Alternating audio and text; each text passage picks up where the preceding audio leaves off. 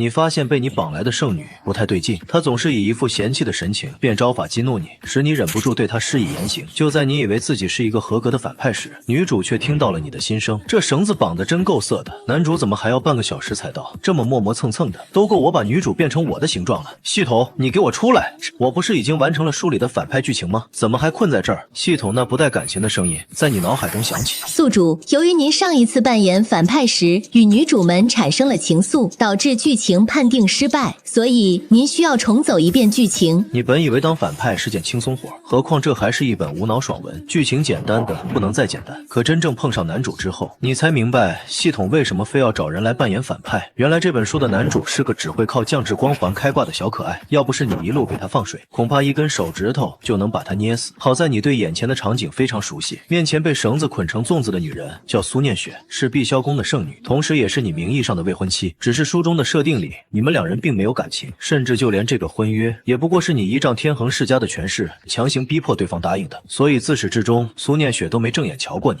你回想着这段剧情，你看到苏念雪和男主江逸晨眉来眼去，一怒之下决定给苏念雪下药，打算生米煮成熟饭。后续剧情用脚趾头都猜得到，男主从天而降，英雄救美，女主经此一事芳心暗许。只不过当你真切地看着床上的女人时，心中却泛起一阵燥热。如果我不松手，等江逸晨赶过来的时候，苏念雪都已经吃饱了。正在拼命挣扎的苏念雪顿时愣住了，因为她清清楚楚地看到，在你头顶上方浮现出一个气泡框，里面的文字让她感到既荒谬又羞耻。但眼下的处境容不得她多想，此刻你已经起身朝她走来，她拼命挣扎想要逃开，可捆仙索牢牢束缚着她的身体，更何况她体内还有神仙醉的药力在发作，只是稍微动了几下，就已经汗流浃背，浑身黏糊糊的全是汗水。苏念雪仿佛已经预见了自己的下场，那张绝美的脸上缓缓划过两道泪痕，看着哭得梨花带雨的女主，你不禁陷入了沉思。上一世有这画面吗？而且这妹子实在太不懂男人了，如果她只是默默躺在那里，我或许还不会有什么反应，可这么一副欲拒还迎的样子，哪个男人顶得住啊？可恶的男主怎么还不来？再不来我就真的要动手了。再次看到你头顶气泡的苏念雪浑身一颤，大大的眼睛里写满了疑惑，这女的能不能别扭来扭去？她就不知道自己这样子很诱惑吗？苏念雪脸色一阵错愕，她下意识低头看了看自己的姿势，这才发现自己只顾着挣扎，却压根没注意到身体的曲线早就对着你展露无遗。虽然有衣服遮挡，但汗水已经把衣料粘贴在身上，真是造孽。可惜了，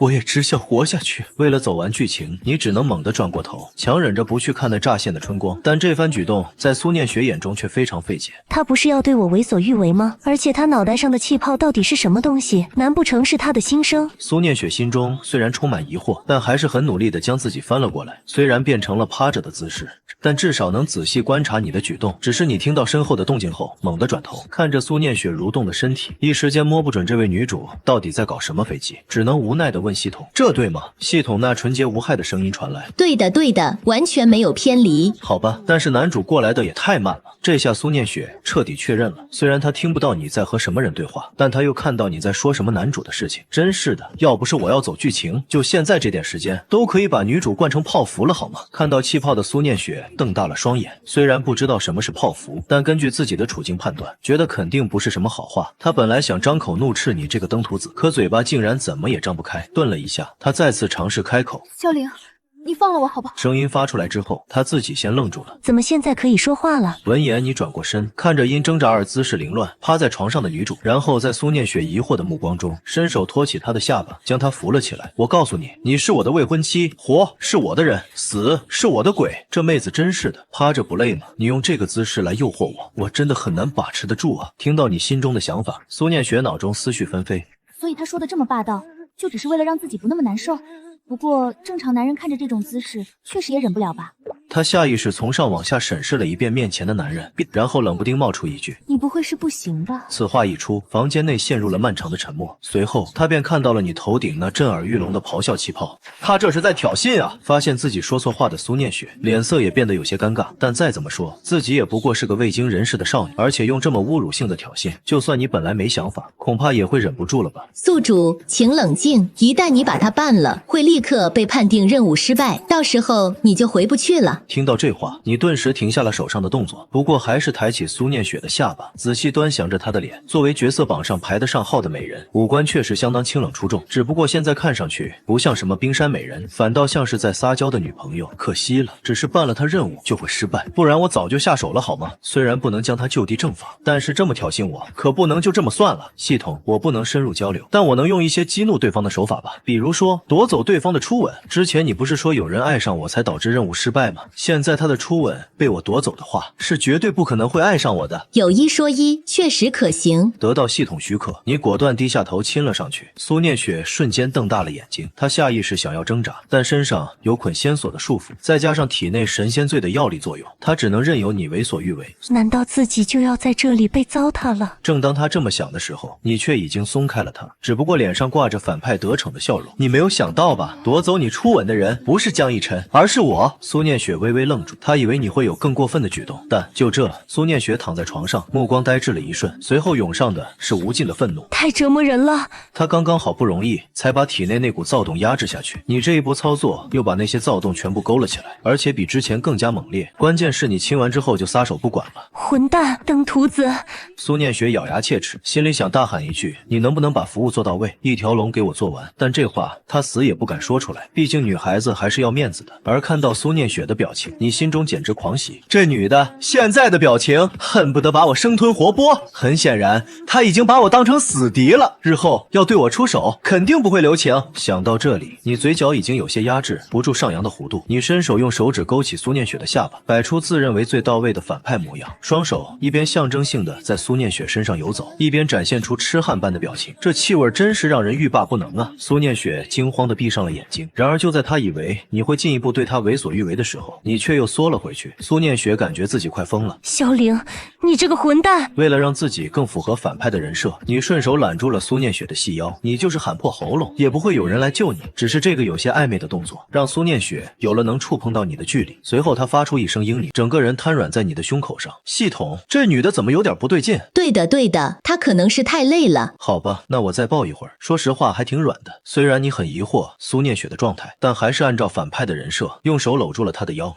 爽，太爽了！苏念雪在心中发出一声呐喊，因为她的胸口已经紧紧贴上了你的身体，借助摩擦，她终于能够短暂止住身体里时不时传来的那股要命的感觉。但片刻之后，苏念雪忽然反应过来自己在干什么，这不就跟那些不要脸的女人一样了吗？这女主这么恨我，又是瞪我又是流泪，岂不是要把我碎尸万段？看到又哭又恼的女主，你大喜过望，好好好，这就对了，系统你干得好啊！而就在这个时候，房门忽然被人一脚踹开，一个见眉星目的男人出现在门口。好家伙，你终于来了！你知道刚刚这场戏我演的有多辛苦吗？苏念雪这女人也不知道中了什么邪，一直在自己身上蹭来蹭去。虽然大概是因为被下药的缘故，但我依稀记得上一次的剧情里面明明不是这样的。不过既然男主来了，你也终于能继续走剧情了。虽然心中欣喜，但作为反派还是得摆出好事被搅了的态度。于是你猛地转过头，脸上先是闪过一丝被撞破好事的惊慌失措，紧接着便被恼羞成怒所取代。你是谁？竟敢搅扰我的好事？对此，江逸晨并没有回应，而是将目光投向了倚靠在你怀中的苏念雪。只见苏念雪半倚在你肩膀上，平日冷若冰霜的神情，此刻已经融化成了一汪清泉，而那傲人的身躯早已被汗水打湿，显得相当色情。江逸晨瞪大了眼睛，嘴角微微颤抖。念雪，我这是来晚了吗？听到这话，苏念雪一阵烦躁。虽然她刚刚的表现确实有点不要脸，但她现在终于体会到了什么叫做寸指的感觉。过了好一会儿，苏念雪才回想起来，最近一段时间确实经常偶遇这个人，而且对方的剑道天赋还不错。可现在不知道是不是被你心生提醒的原因，苏念雪注意到江逸晨的眼中闪烁着一抹贪婪的目光，只是不等他仔细观察，你已经站到了他身前。小子，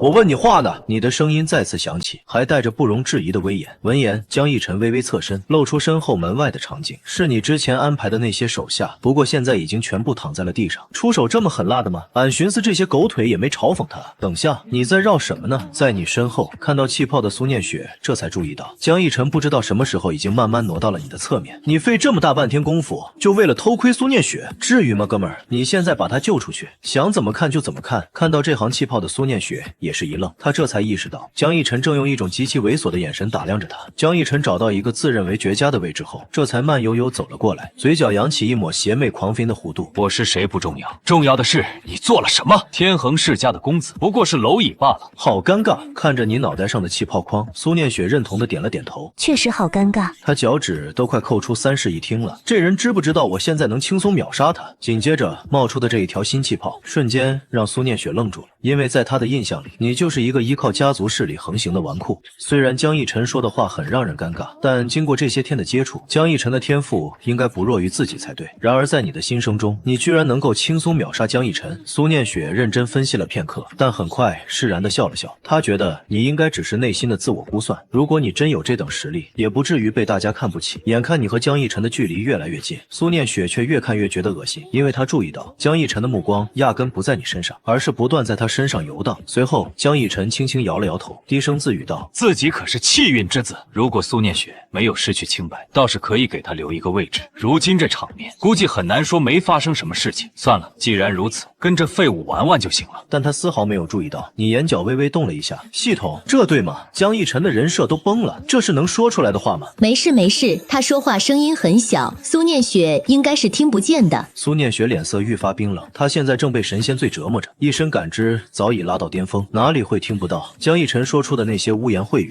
他听得一清二楚，但江逸晨并没有注意到苏念雪变换的脸色。在他看来，这女子日常就是这副冰冷模样，所以现在这样子很正常。很好，没有逃跑，反而是向我走过来了吗？江逸晨摩拳擦掌，看来你门外那些小弟并没有让你得到应有的教训，不过是一个不知道哪里来的毛头小子。你也冷笑着迎上前去，单凭你这修为，难道就能抵挡得了我的攻击？等下动手的时候我得轻一点，不然怕是要把这个男主打坏。在苏念雪的注视下，两人越走越近，你眼看时机差不多了，冷哼一声，看来你还不知道自己究竟得罪了谁，你可知道得罪我的后果？修仙者本就逆天而行，我命由我不由天，更何况是你这废物！江逸晨大喝一声，目光锁定在你身上，眼中闪过一道金光。现在你已经站在他的攻击距离之内，而你似乎还没有意识到这一点。虽然双方修为有着差距，但他拥有能在短时间内爆发的秘法，只要偷袭得手，未必不能全身而退。一瞬间，江逸晨用尽全身力气轰出一拳，拳头裹着猛烈的真气，瞬间落在你的胸口。下一秒，什么也没有发生。苏念雪也错愕地看向你头顶冒出的咆哮心声。完了，我忘了这小子有增加攻击距离的技巧。整个房间仿佛被按下了暂停键，空气都凝固了，就连苏念雪也一时间愣住了。江逸晨那一拳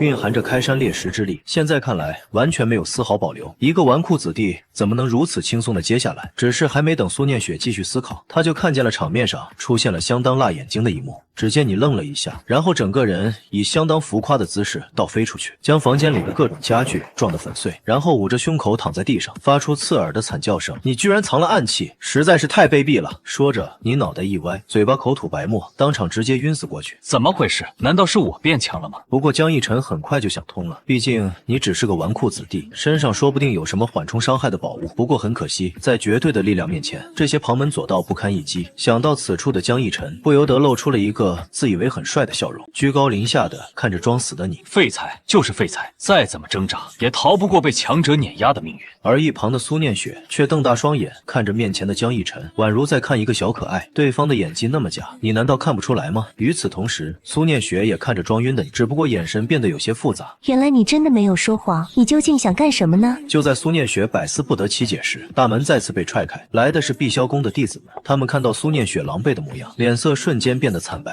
众人注意到苏念雪身上的绳子，二话不说就准备拔剑斩断。真是一帮小可爱，这玩意儿是捆仙锁，是你们随随便便就能打开的吗？然后你藏在袖子里面的手悄悄结印，随后苏念雪身上的捆仙锁自动解开了，而那名握着佩剑的女弟子则是一脸懵，下意识看向苏念雪，却发现对方的目光正死死盯着他们身后。能不能快点？躺在这里好难受。你们能看见吗？看得见什么？那女弟子看了一圈，也没明白苏念雪想要表达什么。苏念雪微微一想，看来这气泡只有自己一个人能看到。他的目光下意识转向了江逸晨，见苏念雪看过来，江逸晨嘴角顿时上扬，摆出一个邪魅的角度。圣女不必客气，这都是我应该做的。说完便大声对那些女弟子喊道：那家伙抓了你们的圣女，意图对她图谋不轨，还不赶快把她给绑起来！碧霄宫的弟子们齐齐皱眉，只觉得江逸晨这指手画脚的模样实在是令人讨厌。不过这时事毕竟涉及圣女的名誉，所以他们只能朝你走去。这件事恐怕有些误会。弟子们看着躺在地上的你，再看看指手画脚的江逸晨，忽然有人心中闪过一个惊奇的想法，指着江逸晨说道：不会是你这小子打伤了圣女的朋友，还企图对圣女不轨，看到我们进来就倒打一耙吧？此话一出，就连你这个始作俑者都忍不住在心里为这名弟子的脑洞鼓掌。少女好脑洞，不过从后续的发展来看，这说的好像也没啥毛病。毕竟按照正常发展，这江逸晨会借口解毒什么的，对苏念雪毛手毛脚。苏念雪看到你头顶的气泡，对江逸晨的厌恶又加深了几分。眼见苏念雪不做辩解，弟子们自然就把情况理解成了那样。江逸晨彻底绷不住了，连忙开口辩解：明明是你们圣女给我传音求救，真不是我做的。见此，苏念雪连忙摇头：我明明是给师尊传音，又怎会传给你？你爹看江逸晨天赋异禀，自作主张拦住你师尊，然后让江逸晨过来救人了呗。系统，你确定剧情没变化吗？按道理来说，苏念雪的师尊不应该会通知弟子过来才对吧？对的，对的，你之前看的小说里剧情是江逸晨没迟到，所以才没遇上。听到系统的答复，你悬着的心总算放了下来。只不过苏念雪的话让在场的一众弟子疑惑起来，直到他们仔细看向躺在地上的你，才反应过来，这不是天恒世家的萧公子，圣女的未婚夫吗？此事怕是有些误会。苏念雪开口了：我是想来跟萧凌谈谈婚约的事情。说到这里，苏念雪脸色一红，她这辈子没怎么撒过谎，但为了弄清楚你头上那神秘气泡矿的秘密，她不得不暂时把你留下。只不过在其他人眼里，这脸红的意思可就完全不一样了。而本应按照剧本救人，享受苏念雪青睐的江逸晨，脸上却露出了不可置信的神情。你是不是被他威胁了？你说句话。杜公子，我不知道你是不是误会了什么，但这件事不是你想的那么简单。随后苏念雪冷着脸对身边的人说道：走吧，我还有其他事情要处理。毕竟体内还残留着神仙醉的药力，他得赶回宗门解毒。门外的弟子们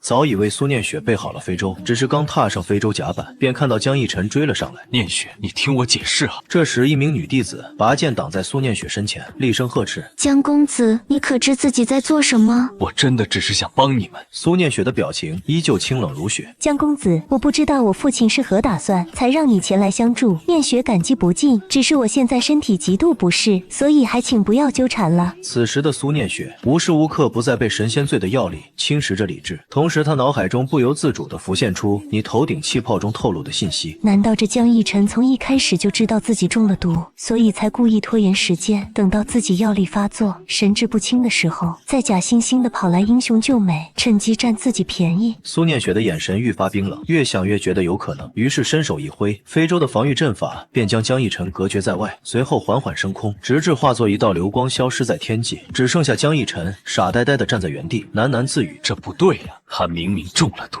随后他猛地一拍脑门，恍然大悟：萧凌毕竟是天恒世家的传人，今日我已然得罪了他，念雪定是不想连累我，所以才故意装作如此冷淡。念雪，你等着我，总有一天我会让整个世界都对我刮目相看，到那时我一定会光明正大的来接你。而房间里，你听着江逸晨的豪言壮语，顿时绷不住了。系统，这次剧情发展的怎么样？宿主大人简直太棒了，请继续保持喵。最好是这样。你撇了撇嘴，你可别到时候又跟我说剧情展开不一样，需要重来，那我可真要掀桌子了。宿主大人请放心，绝对不会发生这种事情的喵。得到了系统的保证，你这才满意的点了点头。在确认江逸晨已经离开后，你才缓缓起身，随后怀中的玉佩震动了起来，一道清冷而熟悉的声音从中传出：臭小子，立刻滚过来见我！还不等你回应，对方便已干脆利落的切断了通讯。没错，此人正是你的师尊，玄月仙门的门主洛霜。嘿嘿，去见美女师尊了。于是你随手从储物袋中取出2枚青铜马雕像，往空中一抛，落地之时已然化作2匹神骏非凡的火焰战马，一路畅通无阻地进入玄月仙门。进来吧。洛霜的声音从门内传来，只见房间深处，一名绝美女子正端坐在蒲团之上，闭目修炼。你刚走几步，便觉得一股恐怖的威压扑面而来，然后你熟练地发出一声惨叫，艰难地向前方挪动。师尊，您的威压太强了，徒儿承受不住啊！正当洛霜头痛于这么多年，你修为还没有长进的时候，他忽然注意到你的头顶竟然冒出了一个气泡。我这废材演技还不错吧？师尊一定想不到。洛霜震惊地盯着你，脑袋顶上的气泡框。这小子是修炼了什么功法吗？而且这种话显然不可能对自己说。想到此处，洛霜悄悄地将自己释放的威压力量提升了几分。你依旧在哼哼唧唧地叫着，但脸色却没有任何变化。洛霜不由得瞪大了眼睛，因为再往上提升就需要动用本体的力量，而不再是单纯的威压了。想到这里，洛霜果断停下了威压。上来吧。你倒是很浮夸的，让自己的骨头响起噼里啪啦的声音，然后一步一喘气的走到洛霜面前。我觉得我这演技真是绝了，师尊肯定看不出来。洛霜本来想吐槽自己能看出来，但转念一想，如果不是你头顶上的气泡，自己压根儿就不会发现你的演技原来这么假。意识到这一点后，洛霜的脸竟有些微微发红。你跑到师尊面前，熟练的泡起茶来。看到你的操作，洛霜不由得一阵恍惚。她跟你的母亲是闺蜜，当年玄月仙门遭遇魔族入侵，你母亲果断带领萧家前来支援，虽然最终击退了魔族，但你的母亲因此重伤不治，不久便去世了。所以洛霜以前一直很想帮你快速提升实力，但奈何你就是一个废柴纨绔，对师尊的话根本不听。可现在在洛霜眼里，你这分明是在藏拙。师尊，您找我有什么事？你脸上挂着标准化的笑容，只不过内心里连连叹气。师尊算是对我极好的人了，可惜世道不公啊。看到这里，洛霜不由得一愣，只可惜随着剧情的发展，我这美丽的师尊要被江逸晨的对头算计，修为跌落，变成一个普通人。所以为了剧情服务的话，师尊必须被人算计，导致修为跌落。看到你头顶上的气泡，全都是关于自己未来的信息。洛霜不由得多看了几眼。我想想，接下来的剧情怎么走来着？似乎是要求解封某件神器。师尊干嘛一直盯着我不说话？给我说出来呀！混蛋！洛霜深吸一口气，有种寸指的感觉。你脑袋上的这个气泡，或许是有高人相助才让自己看到的。倘若直接说出来，怕是会引起不必要的麻烦。想到这里，洛霜便轻声道：“我找你来，倒也不是什么大事。你小子是不是把碧霄宫的圣女给绑了？”你有些紧张的搓着手，好久没有跟师尊来对手戏了。思考片刻，你的双眼顿时冒出无数泪花。师尊，你要给我做主啊！一边说着，一边翻过桌子，拿起洛霜的袖子就擤鼻涕。洛霜看着你的行为，顿时青筋暴起，一个挥手就把你送回了座位上。好一个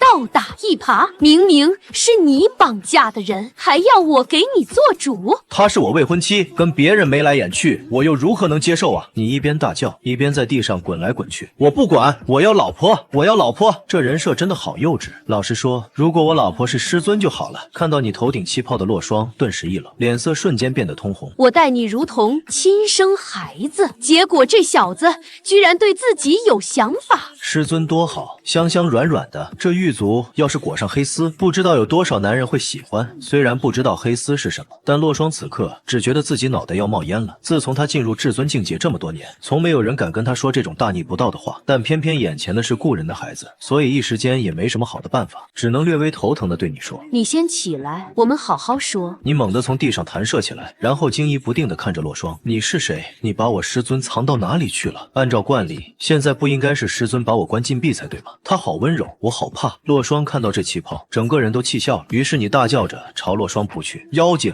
还我师尊！”下一秒，一个手刀直接将你拍在地上。不愧是师尊，手好软啊！嘿嘿嘿，等一下，这是什么玩意？你看向远处一个黑暗的角落，在那里放着一个让你有些眼熟的物件。只见那椭圆形的东西上写着几个大字：紫星流萤。紧接着你就觉得脑壳一阵发懵，猛地抬头环视四周，空荡荡的房间里只有自己和师尊，而师尊正优雅地坐在茶桌旁喝茶。你揉了揉脑袋，总觉得有哪里不太对劲。师尊，我刚才好像在地上看到什么东西闪了一下。被发现秘密的洛霜却是眼皮都没抬一下，声音清冷地说：“你看错了。”是，师尊您说的对，我一定是看错了。可话还没说出口，就被师尊冰冷的眼神制止了。难道真是我眼花了？可是师尊这清冷孤傲的人设，怎么可能会有那种羞人的小玩意？一定是错觉。不过话说回来，师尊这身材真是有料，而且还如此大方，直接就那么搁在桌上，不怕被人瞧了去。也可能是修炼太累了，需要放松一下吧。洛霜本来还想保持一副淡定的姿态，但一看到你的心声，就再也无法维持那副云淡风轻的模样了。而且什么东西搁在桌子上，待他下意识低头一看，才发现为了掩饰刚才的窘态，自己已经将整个身子微微前倾，而那饱满的曲线毫无保留地压在了茶桌之上。此刻洛霜只觉得一股热血直冲头顶，整张脸瞬间长得通红，慌忙用手遮挡，同时假装镇定地转移话题：“你和苏念雪的婚事也快到了，你可知你这次的行动会带来什么后果？”你当然知道这件事儿会引来苏念雪的仇恨，但自己可是个帅气又迷人的反派，所以必须要专一，要痴情，然后被气运之子狠狠打脸，成为主角崛起之路上的垫脚石。想到这里，你的情绪已经酝酿到了顶点，于是猛地抬起头，眼中仿佛燃烧着熊熊火焰，一副受了天大委屈的模样。师尊，像我这样的绝世好男人，要什么样的女人没有？那你干嘛要缠着人家不放？我不甘心，他知不知道，他拒绝的是一个天恒世家继承人的爱。同时，你的头顶也冒出了一段段新生气泡。这种羞耻的台词，我现在简直是信手拈来，看得洛霜额头青筋直跳，顿时有种想一巴掌把你拍死的冲动。但一想到刚才你提到的剧情，他却不得不耐着性子跟你劝解。我知道你或许有自己的苦衷。他站起身，轻轻拍了拍你的肩膀，语重心长地说：如果你真喜欢一个女孩子，那就要学会如何去爱她，而不是一味的强迫她做不愿做的事情。没想到师尊平时看起来冷冰冰的，内心竟然如此柔软。女人啊，你知不知道我已经爱上你了？可我必须按照剧情走，要不是为了保密，我真想直接把江逸晨做掉。看着你头顶浮现的气泡，洛霜不由得眉头紧锁。以你现在的身份地位，这世上还有什么能够威胁你的事情？难道这气泡背后还有什么惊天阴谋？不过现在没有任何情报，不能轻举妄动。你看着师尊皱起的眉头，还以为是他觉得自己做的不对，心中不免有些忐忑。只见洛霜轻轻叹了口气：你最近给我安分点，碧霄宫那边我会替你去周旋。说完，随意的挥了挥手，示意你可以离开了。于是你装模作样的激动跳起来，想给师尊一个大大的拥抱，却被洛霜一脸嫌弃的按住脸，丢了出去。待你离开后，洛霜回想着你心声框里透露的种种信息，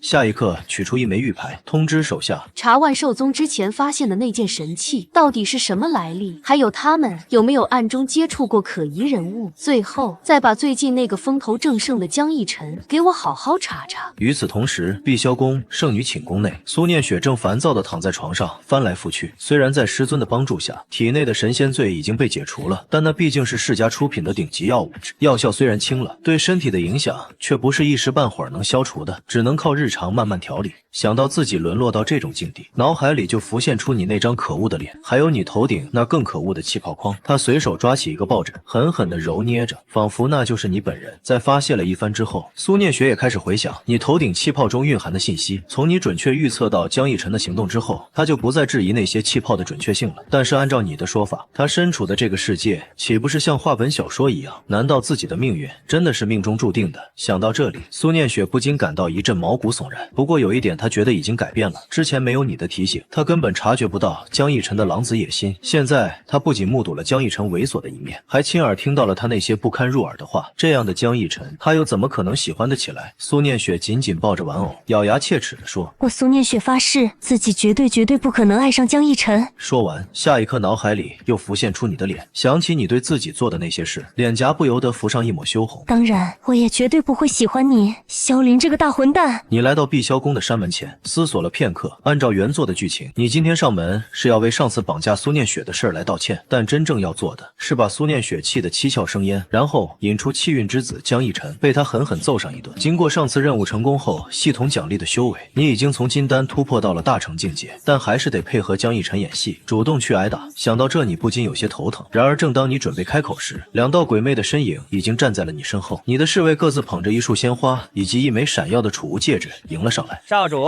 此乃道歉必备之物。少主，这是我们为您准备的道歉文案。另一位侍卫递上一张纸条，上面密密麻麻的写满了各种肉麻的情话。你接过纸条，缓缓扫了一眼，只觉得这两个侍卫是不是误会了什么？你只想过来走个装逼被打脸的剧情，不是真的想去道歉啊。然而还没等你来得及开口，碧霄宫的山门却已缓缓打开，映入眼帘的正是你的未婚妻苏念雪。可能因为昨天被你下了神仙罪的缘故，她现在面色依旧红润，只是看到你手中的花束以及戒指后，脸色顿时古怪了起来。你这是在干什么？你身旁两个侍卫讨好的将东西递了过去。苏姑娘，这是我们少主的一点心意。苏念雪下意识想要拒绝，但目光触及到那枚戒指时，却不由得微微一愣。她将神识探入其中，发现里面堆积成山的修炼资源。虽然很想要，但理智告诉她不能收，绝对不能收。只是拒绝的语气中都带着一丝惋惜。而看到苏念雪的反应，你缓缓松了口气。还好，苏念雪性子高冷，她要是收下这些礼物，我还真不知道怎么办。苏念雪看到你头顶冒出的新生气泡，眉头不由得微微一挑。毕竟按照剧情，她应该把东西甩我我脸上，然后疯狂的辱骂我，到时候江逸晨就可以跳出来为他撑腰。听到你心声的苏念雪不由自主的微微转头，只见他身后看热闹的人群中，果然看到了江逸晨的身影，心中不由得再次确认了你心生气泡的准确性。苏念雪此时表情顿时复杂起来，她确实不能要这些礼物，但如果丢你脸上，总觉得好像是在奖励你一样。想到这里，苏念雪叹了口气，将那些礼物递还给侍卫。我毕竟未曾过门，这些礼物我收不得。这女人不对劲，她什么时候变得这么温柔了？看到你对她的评价，苏念雪胸口剧烈起伏了一下。你若是不把这些东西狠狠砸在我脸上，狠狠羞辱我一番，又怎能显出你的清高决绝？又怎能让某些人看清你的真心？你的心生气泡再次显露出来，苏念雪也瞪大了眼睛。随后你突然恶狠狠地开口：“苏念雪，你以为你是什么人？你不过是我的未婚妻罢了，你是怎么敢拒绝我萧家的？”说着，你便果断地将那些礼物一股脑塞进苏念雪的怀里，还顺便又掏出许多天才地宝。等苏念雪反应过来时，身上早已挂满了各种珍贵之物。只见你居高临下的看着她，苏仙子这是被吓傻了。这些东西对你来说，恐怕是梦里都不敢想的吧？而苏念雪则捧着手中的一座小钟，震惊不已。那分明是传说中的道器玄黄钟，而身上的其他宝物，每一件都足以引起修真界的震动。正当苏念雪失神的时候，江逸晨忽然从人群中跳了出来。萧凌，你凭借着萧家的权势，就可以如此羞辱聂雪吗？江逸晨每一个字都仿佛裹挟着凛然正气，只是看着身上挂满了眼花缭乱宝物的苏念雪，却一阵无语。如果这么多天才地宝都算羞辱，那恐怕世间女子都愿意被这样羞辱。而你看到江逸晨现身，大喜过望，总算来了，再不来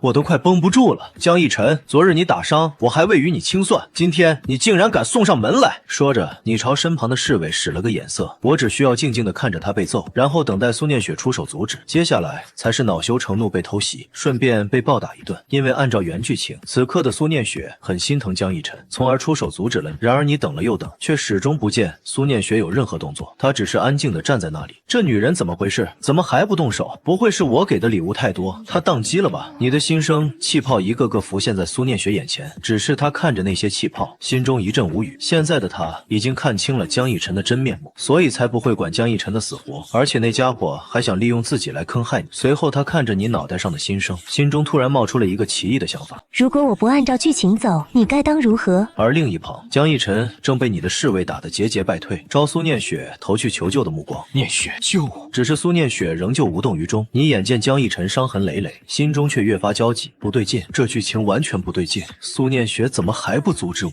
我得赶快想办法让苏念雪出手才行。只见你大手一挥，制止了侍卫的攻击，居高临下的看着江逸晨。不过本公子可以给你一个机会，只要你跪下来向我低头认错，并且发誓永远不再纠缠苏念雪，我便饶你一命。这句话一出口，在场所有人都被你嚣张的模样给惊住了，而江逸晨更是气得浑身发抖，眼中充满了屈辱与不甘，咬牙切齿地说道：“你休想！那既然如此，你就去死吧！”说着，你抬手凝聚一团灵力，就要朝江逸晨的天灵盖拍去。这一掌我当然不会真的拍下去，我只是想吓唬吓唬他，逼苏念雪出手。就在手掌即将落下的千钧一发之际，苏念雪终于开口了：“等一下！”你立刻收手转身，脸上却装出一副愤怒的表情。你竟敢为了这个废物与我作对！然而还没等苏念雪再次开口，你就粗暴地打断了他。你果然对这个废物余情未了。说着，你再次抬手想要攻击，可就在千钧一发之际，江逸晨出手了。紧接着，你整个人倒飞了出去，总算把这段剧情给圆过去了。接下来就该是苏念雪安慰江逸晨，然后两人感情升温的戏码。为了装得更像一点，你故意躺在地上，口中鲜血吐了4-5秒都没停下来。只是你的侍卫见你受伤，就想对江逸晨再次出手。就在这时，天空中传来一声怒喝，正是苏念雪的父亲苏恒渊。紧接着，他只用一个眼神，便让你的2个侍卫重伤倒地，你却躺在地上，口中兀自噗噗的吐着血。这才是经典的反派被打脸剧情啊！被女主的长辈狠狠教训，然后灰溜溜的逃走，简直完美。你强忍着身上的剧痛，望向漂浮在头顶上方的苏恒渊，眼神中充满了不甘。但是能听到你心声的苏念雪却一阵无语，明明被打得这么惨，竟然还是一副乐在其中的模样。而且自己的父亲不可能看不出你赠送的那些宝物的价值，可他还是选择为江逸晨出头，这说明自己的父亲一定知道江逸晨的身份。苏念雪猛然惊觉，自己只不过是父亲用来实现某种目的的工具。正当苏念雪暗自神伤之际，苏恒渊轻轻叹了口气：“念雪，你没事吧？”苏念雪点点头。苏恒渊的目光再次转向江逸晨，眼中闪过一丝赞赏之色：“年轻人，你很不错。”江逸晨闻言，脸上顿时涌起一股狂喜：“多谢前辈夸奖，晚辈定当不负前辈厚望。”苏恒渊微微颔首，随即看向向你，眼中闪过一丝冷意。萧家小子，看在你我两家世代交好的份上，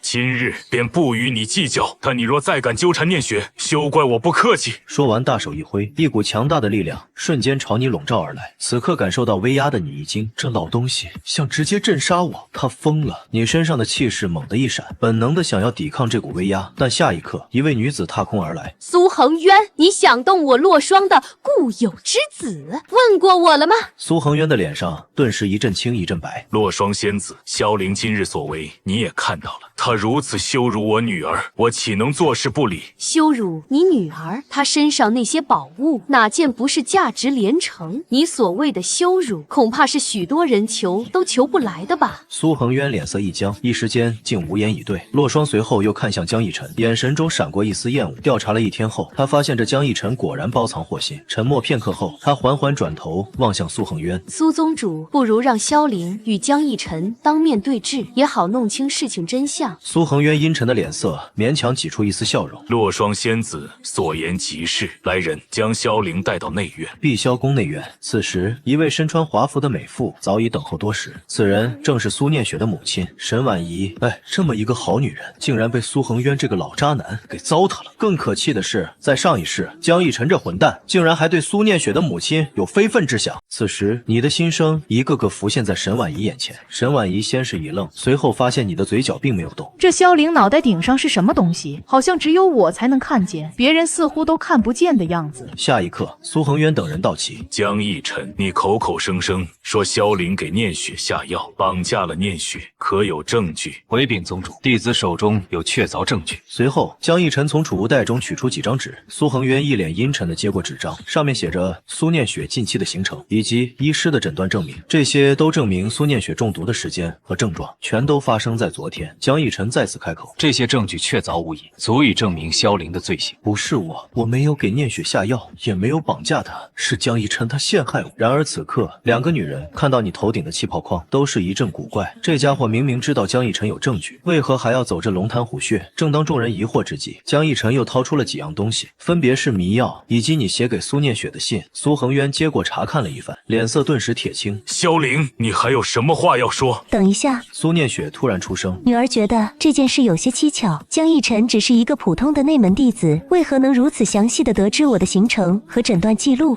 苏念雪的话让在场所有人都愣住了。沈婉仪闻言也反应了过来，看向江逸晨的目光中充满了怀疑。江逸晨，你最好解释清楚，否则休怪本座对你不客气。该死，这女人怎么不按套路出牌？你个老六，不要影响我完成任务！江逸晨顿时脸色骤变，支支吾吾地说道：念雪，我只是关心你，所以才……你在心里忍不住对江逸晨进行了一顿疯狂输出。三个女人看到你头上的气泡框，嘴角也是忍不住的抽搐。眼看剧情快要崩坏，你忍不住晦涩地提醒道：切，小可爱，你以为你像我一样能随时跟念雪的爹娘说话吗？苏恒渊闻言并未立即回应，而是陷入了沉思，随后望向你说道：此事本座确已暗中调查，而且女儿啊，你忘了你曾经传音给你的师尊。终于圆回来了。系统，现在的剧情怎么样？老大威武喵，剧情分毫不差喵。你嘴角勾起微妙的弧度，还好我反应够快。此时江逸晨眼见你罪名坐实，心中顿时狂喜不已，走到苏恒渊面前，恭敬地说道：宗主，萧凌此等恶行传出去，不仅会损害苏师姐名声，更会严重影响我们两大宗门的声誉。依弟子之见，不如直接解除他俩的婚约，划清界限。正当苏恒渊要答应时，苏念雪却突然出声阻止。父亲，此事若是传出去，女儿的名节岂不是尽毁？日后我还如何在修真界立足？既然萧凌已经道歉，女儿愿意给他一个证明自己的机会，萧凌必须拿出足够的诚意，让我看到他的决心，否则婚约依旧解除。苏念雪此言一出，全场哗然。你瞪大了眼睛看着苏念雪，这女人疯了吧？这么好的退婚机会竟然不用，难不成真的喜欢上我了？苏念雪看着你浮现出来的一个个气泡，嘴角勾起了一抹弧度。想甩开老娘没那么容易。念雪，你所谓的诚意是什么？女儿还没想好，不过为了让她表示诚意，就让她住在咱们碧霄宫吧，也好方便女儿照顾她。念雪，此事万万不可。萧凌毕竟是外人，住在咱们这儿传出去惹人非议。谁说萧凌是外人？他可是我未婚夫，况且他现在身受重伤，女儿身为他的未婚妻，照顾一下，谁又能插嘴？苏恒渊眉头紧锁，见苏念雪如此坚持，又望了望正在旁边观望的洛霜，心中暗自权衡。碧霄宫一间客房内，系统，这对吗？对的，的，剧情分毫不差。喵！你摸了摸头，开始怀疑上一世的记忆是不是出了问题。不过系统都说没问题，那也只能暂时放下心中的疑虑。就在这时，房门突然被人推开，苏念雪缓缓向你走来，俯下身子凑到你耳边。你不是说要向我道歉吗？那就让我看看你的诚意到底有多大吧。他的声音仿佛带着某种魔力，让你的心跳不由自主地加快了几分。不是，这破路也能开？看到你的心声，苏念雪羞愤欲绝。萧凌，你脑子里都在想什么乱七八糟的？于是他本能地伸出手，想捏住你的脸颊，可一想到母亲沈婉仪还在身后看着，顿时收回了手。罢了，你不是口口声声说要道歉，展示诚意吗？那从现在开始，我要你成为我的贴身侍从，日日夜夜伺候我。你闻言，双眼顿时瞪大，日日夜夜伺候。没想到苏念雪平日冷若冰霜，私底下竟如此反差。不过若我没有记错，她之所以变成这副冷冰冰的模样，乃是因为苏恒渊那个老家伙对母女二人根本不闻不问，漠不关心。苏念雪为了保护母亲，才收起原本的性情，戴上了冰冷的面具保护自己。你的心声如同一颗重磅炸弹，在母女二人心中引爆。起初他们本来还想斥责你这个登徒子，但随着你心声的不断深入，沈婉仪的神情逐渐复杂起来。她回想起过往的种种，心中对苏念雪的愧疚更甚。下一刻，你的声音再次响起：念雪，你说的伺候未免也太宽了，能不能具体一些？万一你心血来潮，让我给你去端屎盆子，那我岂不是亏大了？苏念雪心中疯狂咆哮：我早已辟谷了，根本不会拉那种东西。一旁的沈婉仪见状，连忙开口劝解：念雪，你就别为难他了，萧凌他毕竟身受重伤。随后还向你投来一个我懂你的眼神。不是吧，丈母娘，你这眼神我真看不懂啊。好吧，既然母亲都这么说了，那你晚上来我房间帮我按摩吧。当日晚上，你敲了敲门，苏念雪把你拉了进来。你先帮我揉揉肩，捶捶腿吧。随后便将那一双玉足轻轻放在了你的手上。嘿嘿，这腿我能玩1年。说起来，我若是没有记错，她似乎是先天寒冰血脉，但此等体质，每逢无月之日，体内寒气便会凝结不散，修为越高，这种痛苦便越发剧烈。我之前学了一套掌法，或许可以帮她解决这个问题。苏念雪心头一震，不敢相信自己的耳朵，而下一秒，你便轻轻握住了苏念雪的玉足。苏念雪此刻只觉得面颊滚烫，脑门上都快浮现出蒸汽了，下意识地踢了你一脚：别动，你能不能别捣乱了？可恶的女人！看到你的心声，苏念雪顿时安分了下来。好了，接下来就要稍微猛烈一点。一瞬间，一股力量从足下的穴位涌入她的体内。疼，萧凌，慢点，这可不能慢。念雪，你坚持一下。说话间，你的力量全部发动，下一秒一阵剧痛袭来，苏念雪的身体都变得紧绷，但很快她就感觉到了身体的变化，寒冰血脉在体内凝结的暗伤，在这一刻被冲散。随着你的动作，体内多余的力量迅速在丹田之中聚集起来，似有突破之意。下一刻，窗外忽然传来一阵声音：萧凌，你不会再对念雪做什么坏事吧？江逸晨从房门外跳了进来，被这一打断，苏念雪体内的力量顿时紊乱起来，经脉中传来撕裂般的剧痛。一直在隔壁吃瓜的沈婉仪探查到女儿的情况，一个闪身来到房间，对着江逸晨厉声吼道：什么人敢擅闯我女儿的闺房？阿姨，我看清是江逸晨的面容后，沈婉仪脸上的愤怒更盛。若非顾及到你还在为苏念雪疗伤，她早已忍不住出手了。而你见状，没有丝毫犹豫，将苏念雪体内紊乱的灵力全都引导到自己体内，再将自己的灵力填充到苏念雪干涸的经脉之中。一股温暖而强大的灵力涌入她的体内，如春雨般滋润着她干涸的经脉，让她忍不住发出一声低吟。这声音传入江逸晨耳中，他顿时脸色惨白，死死地盯着你们二人。阿姨，你怎么能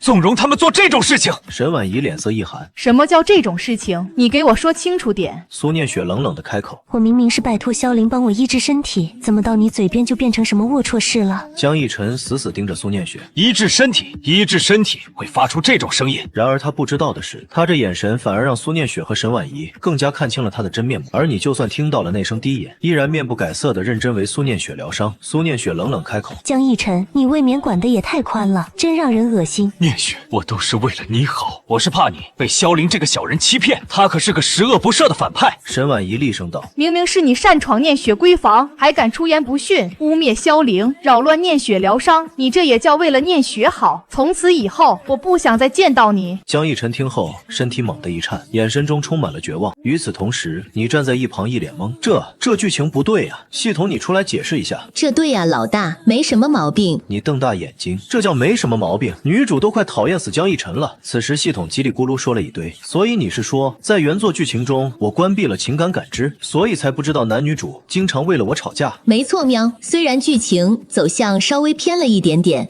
但绝对还在正常的轨迹中。老大放心，喵。你狐疑地打量着系统，下一刻，胸口突然痛了起来，扯到胸口的伤了。你的心声一冒出来，两个女人的脸色顿时一变。苏念雪看向江逸晨的目光愈发冰冷。怎么还不走？要我们请你离开吗？你可别忘了，萧凌这一身伤是谁造成的？我走，不过你们可别后悔。说完，他便转身逃离了房间。见江逸晨走后，沈婉仪提醒道：好了，念雪，萧凌刚刚帮你要按摩也累了，我们先让他去休息吧。苏念雪先是一愣，随后点点头，从储物袋中掏出一瓶疗伤丹药递给你。萧凌，你先休息，我今晚去客房住。看着两人离开的背影，你下意识挠了挠头。这按照原作剧情来说，他们现在不是应该对我相当厌恶吗？碧霄宫深处，沈婉仪携苏念雪推门而入。师尊，听到苏念雪的声音，林寒烟缓缓睁开双眼，此人正是苏念雪的师尊。看到沈婉仪后，林寒烟脸色多了几分意外。夫人，这事是萧凌做的。林寒烟闻言，脸色骤然一变。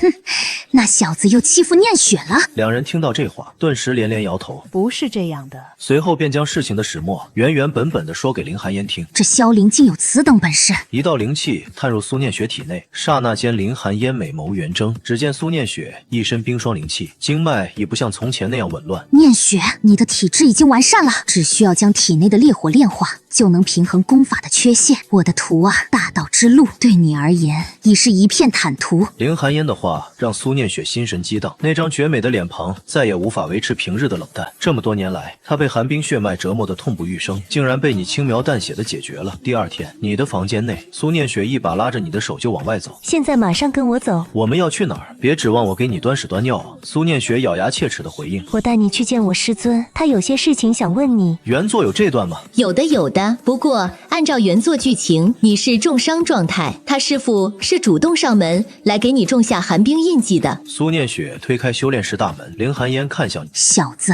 你欺负我家念雪，虽然你师父很强，即使是我也不是他的对手，但你是不是应该给我一个交代？来了来了，我就知道这女人要来对我种下寒冰印记。下一刻，门外传来一个清冷的声音：我的徒儿做事还需要给其他人交代。洛霜的身影缓缓浮现出来，师尊怎么会在这里？不好，剧情又要崩坏了。看到那条新冒出的新生，洛霜的气势顿时一僵。崩坏？如果剧情偏离了，你就会被迫重新开始吗？紧接着，洛霜脑海里想起了你之前新生中提到的各种各样的追杀。你究竟经历了多少次死亡，才会变得如今这副神经兮兮的模样？想到这里，洛霜瞬间收敛了那恐怖的气场。林寒烟连忙缓和道：洛霜道友说笑了，我不过是见萧公子天赋异禀，又与念雪有些误会，想关心一二罢了。也好，既然林道友如此盛情，那便麻烦你了。林寒烟嘴角微微上扬，眼中闪过一丝不易察觉的狡黠。洛霜道友客气了，萧公子请放松身心，我这就为你检查检查。你僵硬地站在原地，但心中满是兴奋。来吧，要被狠狠种下印记了。洛霜死死盯着你的心声，心中却如同被万千钢针穿刺，痛得无法呼吸。下一刻，林寒烟的手伸了过来，一瞬间，一股寒意迅速蔓延全身，好冷，这就是寒冰印记的力量吗？果然痛苦。然而你不知道的是，林寒烟种下的并非寒冰印记，而是九幽印记。九幽印记的力量远比寒冰印记强大得多，但若能承受住这股力量，根骨和天赋都会得到质的飞跃。萧凌啊，萧凌，我送你这场造化，希望你能把握住。此时你的脸上已经覆盖了一层冰霜，但很快便散了去，体内的伤势也在逐渐痊愈。洛霜眼看你已经按照既定剧情走了，立马关切地问道：徒儿，你感觉如何？可有不适？师尊对我真好，明明对我超级失望，想到后面是因为什么导致反目成仇来着？想起来了，我这伤势好不容易恢复一点，师尊前来探望我，我竟然色胆包天，偷偷对他下药。但师尊此等修为怎会被我得逞？结果就是彻底看清了我这个小人的本质。到时候应该可以悄悄把替死玉佩塞给他，让他抵挡江逸晨和那几个宗门大帝残魂的致命一击。既然萧公子已经痊愈，那就不要打扰我练功了，请回吧。洛霜目光死死盯着林寒烟，这个仇我今天记下了。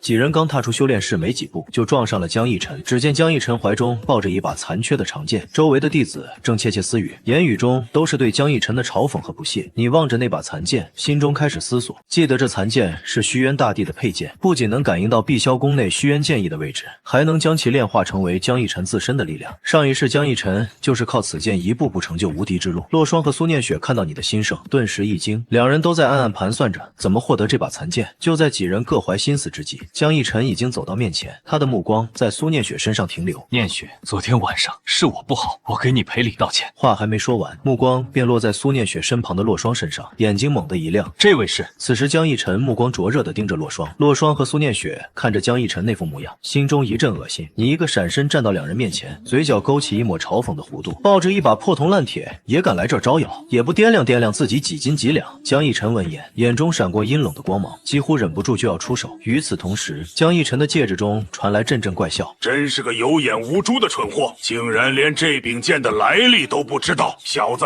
别被这跳梁小丑坏了心境。江逸晨深吸一口气，那是自然，强的是人，不是兵器。像你这种纨绔子弟，是永远不会懂这个道理的。好小子，要不是我知道残剑的情况，还真被你骗了。看到你的心声，洛霜和苏念雪也觉得江逸晨双标得不行。明明手握神器，真是虚伪。你闻言暗中叫来系统，接下来有什么过渡剧情？有的，老大。接下来按照原作的支线剧情，是你醒来后发现江逸晨正准备邀请苏念雪出门，于是你公开挑战江逸晨，跟他讨要一个说法，然后被对方暴打。听后你思索片刻，虽然现在江逸晨还没有邀请苏念雪，但眼下正是圆这段剧情的好机会。于是你假装愤怒地开口：江逸晨，你真是贼心不死，是不是又想带着我的女人去鬼混？此话一出，苏念雪的表情立刻古怪起来。什么叫你的女人？江逸晨闻言连忙对苏念雪说道：没错，念雪，我差点都忘了，我接了一趟下山的任务，贡献点很丰富的，你要不要跟我一起去？听到这话，苏念雪一阵无语，她现在哪里需要什么贡献点，正打算拒绝，你则先一步上前。你是不是听不懂人话，居然敢无视我？你想怎样？你指着江逸晨，脸上摆出反派特有的狰狞。之前我被你偷袭不算数，如今我伤势痊愈，有种上生死台一战。此言一出，周围顿时响起一片倒吸凉气的声音，众人看向江逸晨的眼神中充满同情。好啊，不过既然上生死台，我们就加点赌注，如果我输了，任凭你处置，但如果我赢了，你以后就不能再纠缠念雪。可以，我甚至可以跟他退婚。听到这话，苏念雪脸色一变，心中泛起涟漪。她这才意识到，自从看到你心声中的各种信息后，自己对你已经不知不觉产生了一些依赖的感情，心中浮起一丝微弱的苦楚。随后你的心声再次响起，怎么可能啊，我可是反派，反派是不讲信用的，就算我答应你，到时候我也会去纠缠念雪的。姐。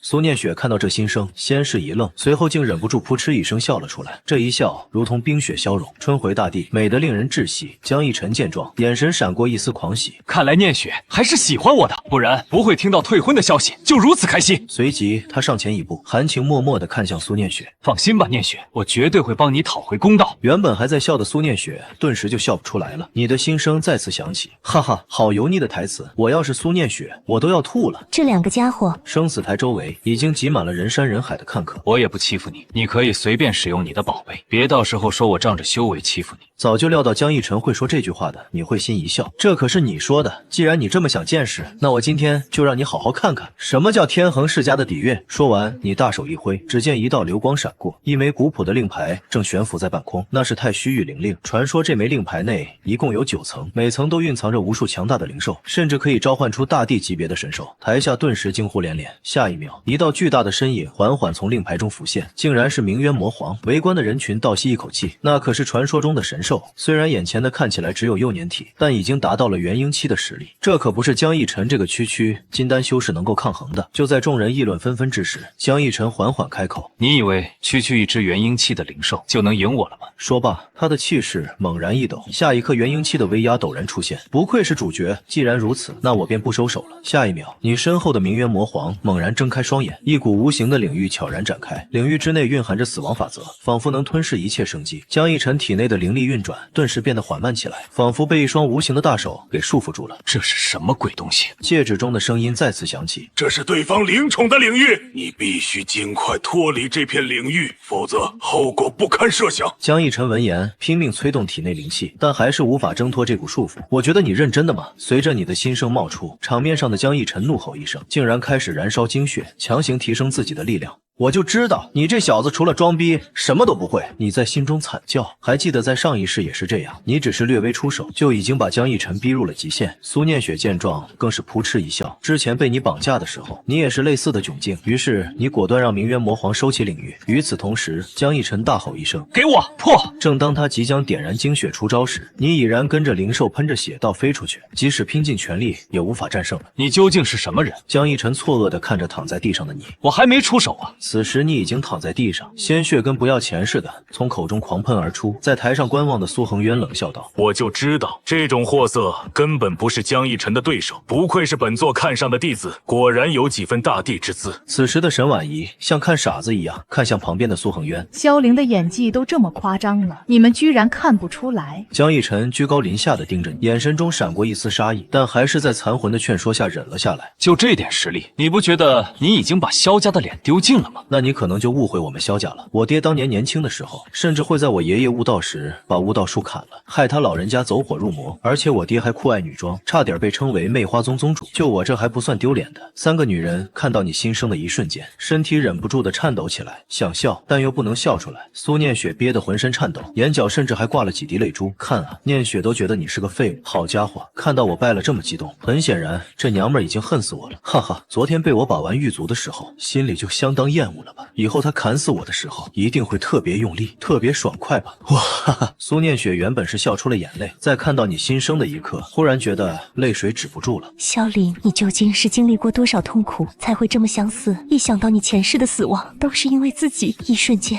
内心升起了无限的愧疚。够了，江逸晨，住手！洛霜说罢，一个闪身把你带出了攻击范围。洛霜，我敬重你是前辈，但可别忘了，这里是碧霄宫。下一刻，洛霜归虚境的威压释放出来，周围的气氛瞬间凝固。苏宗主，你是在威胁我吗？苏恒渊强压下心中的惧意，至尊言重了，我只是就事论事。萧凌技不如人，还不允许别人说了。闻言，洛霜嘴角勾起一抹嘲讽的弧度。技不如人，既然苏宗主都这么说了，那么……随后缓缓抬起手指，遥遥指向碧霄宫。这一指蕴含着毁天灭地之威，刹那间天地变色，碧霄宫的护宗大阵发出阵阵嗡鸣，刺耳的声音让在场所有人心头狂跳，更有甚者已有吐血的迹象。苏宗主，如今我不过一指，你的宗门就要毁灭了，那我是不是也可以说技不如人？苏恒渊顿时全身发抖，就连那威压都坚持不住，扑哧一下跪在了地上。下一刻，洛霜带着你转身离去。刚回到房间内，系统熟悉的声音再次响起：“恭喜老大完成剧情，剧情完成度高达98%，奖励地黄幡一面，修为暴涨100年喵。”说罢，只见一杆漆黑如墨的地黄幡正缓缓旋转。好家伙，奖励居然是地黄幡！对了，系统，现在的剧情进行到哪里了？老大，该灌师尊久了喵。闻言，你果断掏出一把洋葱，狠狠揉搓双眼，一时间泪如泉涌。师尊，我不服啊！洛霜看着你头顶的新生，为了帮你推动剧情，也是配合的用一种冷漠的语气说道：“你技不如人，有何不服？”好家伙，师尊语气这么僵硬，想必对我已经失望透顶了。你的脸上流露出错愕和痛苦，颤抖的向前，紧紧抓住师尊的右手。师尊，你在说什么？你不是最疼爱我了吗？为何要这样对我呀？洛霜沉默不语，不知如何回应。绝情的话到了嘴边，仿佛像一把无形的刀抵在他的喉咙上。你看到洛霜这表情，再次开口：“我知道了，师尊，你也是喜欢江逸晨那家伙的吧？你们都喜欢他。”说到这儿，你嘴角勾起一抹自嘲的苦笑。我懂，毕竟我只是一个废柴纨绔，而江逸晨是那天命之子，我什么都懂。不过师尊，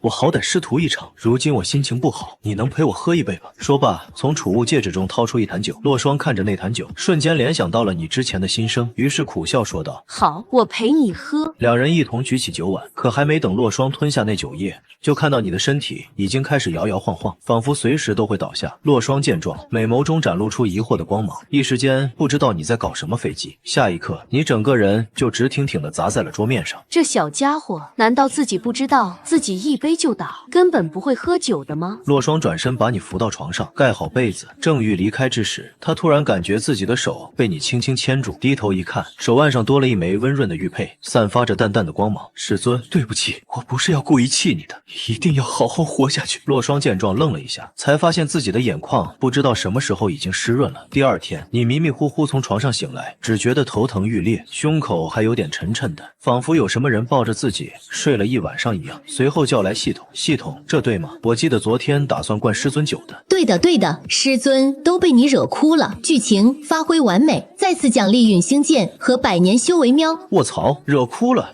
我昨天究竟做了什么？思考间，苏念雪悄无声息地出现在了房间。苏念雪这女人怎么来了？按照剧情，她现在不应该和江逸晨一起出门试炼吗？一个个心声映入苏念雪眼中，她眼中忽然闪过一道金光，似乎想到了一个能从江逸晨手中夺回残剑的主意。想到这里，苏念雪看向你，这就是你所谓的伺候，真是让人失望透顶。我看你还是滚回萧家，好好做你的纨绔大少爷吧。你见状心中暗爽，剧情这才对嘛？苏念雪，你这么着急赶我走，莫非是想跟江逸晨那个狗东西双宿双飞？苏念雪闻言深吸一口气，强压自己的怒火。这就是你能想到最恶毒的话，萧凌，你真是太让我失望了。我去，这女人说话好伤人，这样剧情绝对不会跑偏了。看着你心里的欢呼，苏念雪心绪复杂，暗暗发誓一定要将你从这该死的剧情中解救出来。她藏在袖中的手缓缓握成了拳头。滚吧，滚回你们萧家。说话间掏出一纸婚书，苏念雪目光在婚书上停留。曾经这是她无数次想要摆脱的东西，如今真要退婚，反而让她内心无比煎熬。片刻后还是松开了手，婚书飘落在你脚边，眼中闪过阵阵苦楚。你说的输了对决就退婚？萧家宅府，父亲将一份委托书递给你，只见上面写着天玄王朝受朝协助。就在这时，系统的声音再次响起，检测到支线剧情，宿主是否前去？你愣了片刻，突然想到天玄王朝有个至关重要的女主角穆清瑶，想到这里果断接下任务。你驾驶着青铜骏马降临在天玄王朝的皇宫内，一众皇子皇女前来迎接你，一眼扫过，发现了独自站在角落的小公主穆清瑶。这穆清瑶虽然年龄不大，但已经是个美人胚子，按照剧情，我现在应该对她一见钟情，然后暗示皇帝老儿晚上送她来我房间。想到这里，你笑着对皇帝说道，听闻天玄王朝的歌舞不错，不知陛下可有可爱一点的舞姬，愿意陪我散散心啊。皇帝闻言立马心领神会，是，小王这就安排，一定让上师满意。皇帝目光何等敏锐，一下就注意到了你对穆清瑶的额外关注。而在人群中的穆清瑶看到你头顶冒出的气泡框，再看到父皇投过来的眼神，脸色瞬间苍白如纸。晚宴很快到来，穆清瑶偷偷注意着桌上的酒菜，果然发现了隐藏在佳肴中的异样。他连忙找了个借口离开酒席，在隐蔽的地方悄悄把酒水吐了出来。下一刻就听到身后女仆的声音，公主殿下，您就认命吧，萧家我们惹不起。穆清瑶面色绝望，苦苦哀求女仆们放过自己，但最终还是被女仆们精心打扮了一番，送入你的房间。你看着床上昏迷不醒的穆清瑶，心中不免有些无奈。我记得这小姑娘是先天混沌圣体，表面看起来没有任何根骨，但实际上能吞噬他人修为。按照原剧情，她要黑化之后才会觉醒功法，没办法，直接杀了我，所以只能用那点微薄的力量一点点折磨。你以为我会让这种事情发生吗？穆清瑶脸色煞白，看着你头顶的气泡框，感觉下一秒就要被你杀死。就在她惊恐万分之际，你的一双大手伸了过来，一股强大的力量传入穆清瑶的体内，那股力量如春风拂过湖面，紧紧将她包裹。这小丫头，这表情真是让人心疼。谁能想到以后这朵小白花会变成女魔头呢？哦，对了，我还得保持人设，不能被她看出来。她怔怔地望着你，原本那张轻佻又猥琐的面孔，此刻竟也变得柔和起来。与此同时，你脸上浮现出经典邪笑，嘿嘿嘿，小妹妹，就算你叫破喉咙，也不会有人来救你的。说罢，你的双手在穆清瑶身上游离，吓得她娇躯止不住的颤抖。但很快她就发现，你的手看似在身上游走，却始终没有碰到不该碰的地方，反而带着一股灵力，以一种玄妙的手法在她体内运行，仿佛在疏通什么。随后她惊奇地发现，自己的身体竟然能感应到天地间的灵气了，心中顿时涌起一股复杂的情绪。为什么要对我这么温柔？我只是个不受宠的公主啊！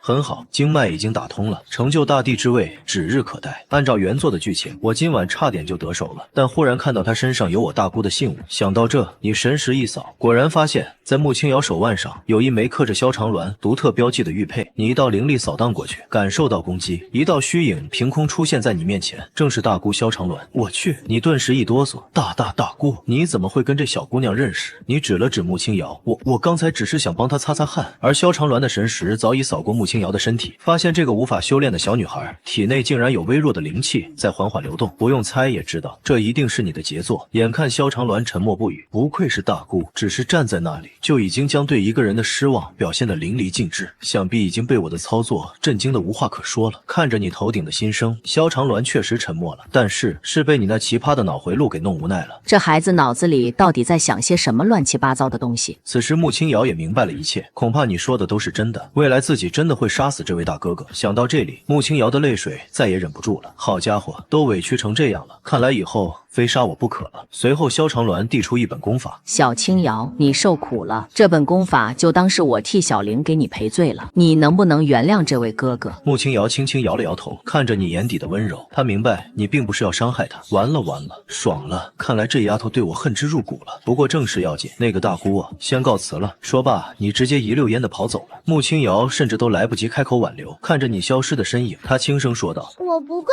哥哥。一切都在按照剧情推进，你站在万丈悬崖的边缘，身后是烈焰焚天的战场，脚下是深不见底的无尽深渊，风烈烈的吹过，掀起你染血的衣袍。这里是最终章，反派的落幕之地。按照原作剧情，你将在这里被江逸晨联合数位大帝残魂围攻，最终力竭坠崖，死无全尸。而你的死亡将成为江逸晨封神之路上最后一块垫脚石。系统剧情完成度多少了？99%。喵，只要老大完成最后这场戏，就可以回到原来的世界了。喵。你深吸一口气，望着远处缓缓逼近的江逸晨和他身后那些大地残魂，嘴角勾起一抹释然的笑。终于要结束了，这一世你演得够辛苦了，挨的打够多了，吐的血够多了，受的委屈也够多了，但你心中清楚，每一次倒飞出去的浮夸姿势，每一口喷涌而出的鲜血，都是为了这一刻的完美落幕。萧凌，今日便是你的死期！江逸晨大喝一声，手中那柄虚渊残剑爆发出惊天剑意，数道大地残魂同时出手，灭世般的力量朝你席卷而来。你闭上了眼睛，替死玉佩已经悄悄塞进了洛霜的储物袋里，那枚九幽印记也足以让苏念雪突破瓶颈。穆清瑶的经脉已经打通，日后定能走出自己的路。沈婉仪会照顾好苏念雪，所有人都安排好了，这一次你终于可以安心的赴死了。然而就在那毁天灭地的攻击即将落在你身上的一瞬间，一道冰蓝色的剑芒划破长空，硬生生将那股力量劈成两半。你猛地睁开眼睛，苏念雪一袭白衣，手持玄黄钟，凌空而立，她的寒冰血脉彻底觉醒，周身营造着凛冽的冰霜灵气，气势之强竟已突破至归虚境。苏念雪，你疯了，这不是你的剧情！你心中疯狂咆哮，头顶的气泡框也随之炸裂开来。苏念雪看着那些气泡，嘴角勾起一抹弧度，带着倔强，带着心疼，也带着不容置疑的坚定。我说过，想甩开老娘没那么容易。下一刻，洛霜的身影从虚空中踏出，归虚境的威压如山岳般倾压而下，他手腕上戴着那枚温润的玉佩，目光平静地望着你。臭小子，想死也不问问你师尊答不答应？不好，剧情要崩了！系统！你疯狂呼唤系统，但回应你的只有一阵漫长的沉默。紧接着，一道小小的身影从天际飞来，穆清瑶骑着一头新收服的灵兽，怀里抱着萧长鸾给他的功法典籍，眼眶红红的，却目光坚定。哥哥，我不会让你死的。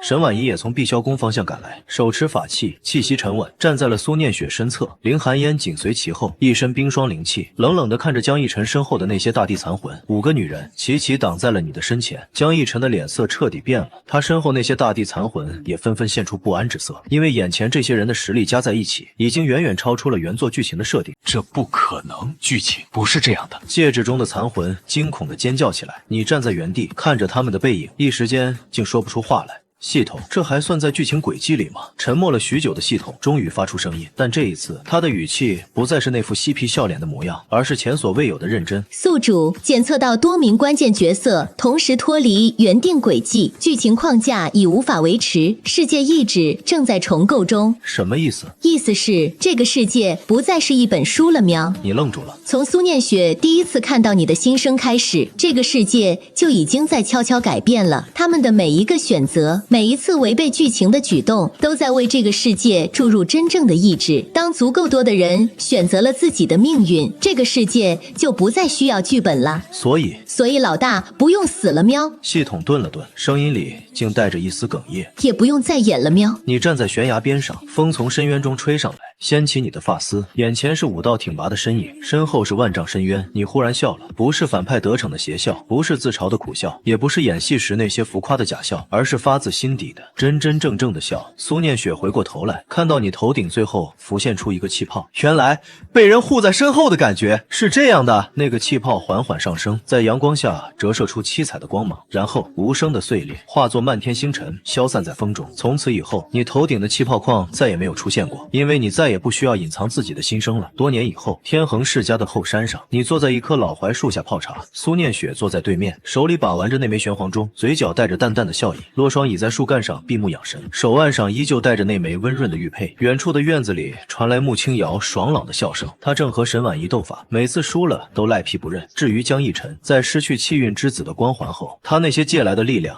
如潮水般退去，最终沦为了一个再普通不过的修士。没有人记得他的名字，也没有人在意他的去向。这个世界终于不再需要反派和主角了。茶香袅袅，岁月静好。你端起茶杯，轻轻抿了一口，然后看向对面的苏念雪，认认真真的说出了那句憋了很久的话：念雪，嫁给我吧，这次是真心的。苏念雪放下玄黄钟，那双清冷的眼眸中终于漾开了温柔的笑意。我以为你永远都不会亲口说出来。